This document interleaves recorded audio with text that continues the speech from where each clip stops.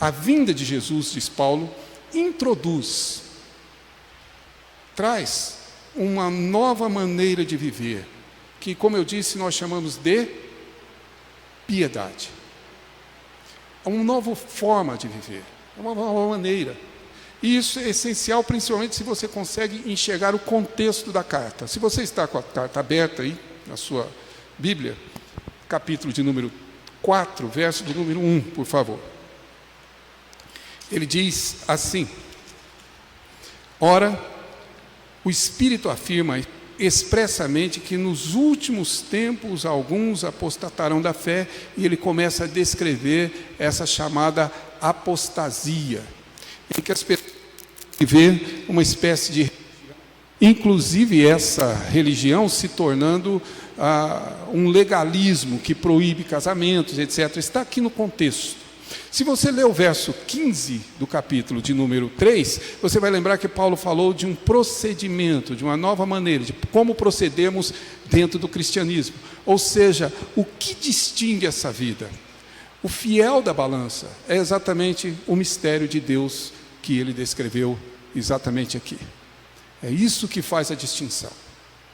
Ou as pessoas serão, se você quiser observar no capítulo 1, no verso 1 do capítulo 4, verso 2, perdão, ele diz: pela hipocrisia dos que falam mentiras e têm cauterizado a própria consciência, que proíbem casamento, exigem abstinência de alimentos que Deus criou e etc. Esse legalismo religioso e o procedimento dentro da casa de Deus, que, como nós vimos, Deus chama de piedade.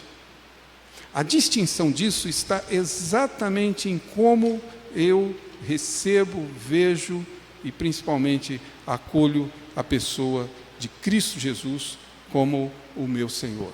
É isso que é o divisor de águas. Ou, se eu puder dizer de uma outra maneira, se você não tiver na sua perspectiva o fato de que Cristo é o autor e o consumador da sua fé, que absolutamente a sua obra plena, perfeita e suficiente é que de fato garante a você essa vida de piedade, por mais que você seja um bom presbiteriano, você não vai passar de um religioso.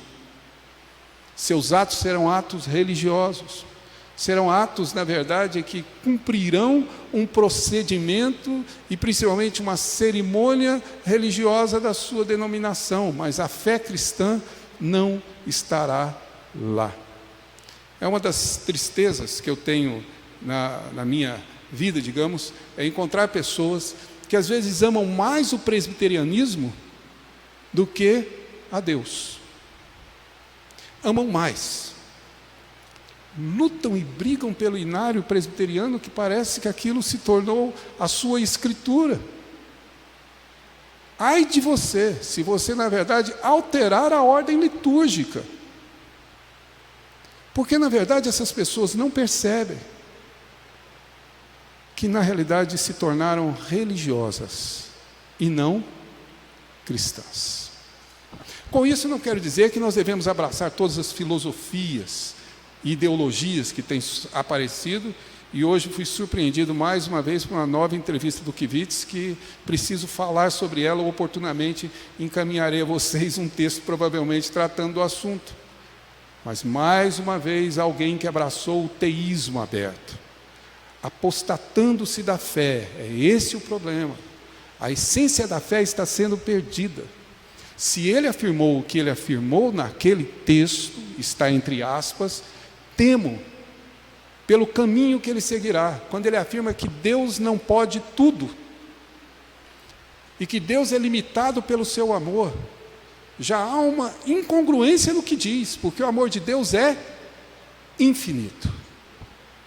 E eu estou dizendo a Deus a maneira e a forma pela qual Ele deve manifestar o seu amor, porque sou eu quem determina e não Ele. É exatamente, seja religião, seja filosofia, seja ideologia, seja teologia, seja o que for, não é isso, meus irmãos, que de fato conduz à nossa piedade. A nossa vida cristã é conduzida pela fé em Cristo Jesus unicamente. E mais nada. confiado somente nele e na obra dele que é perfeita, desde a encarnação até a sua ascensão e glória. Mas ele é. A explicação para o mistério da vida cristã é realmente a pessoa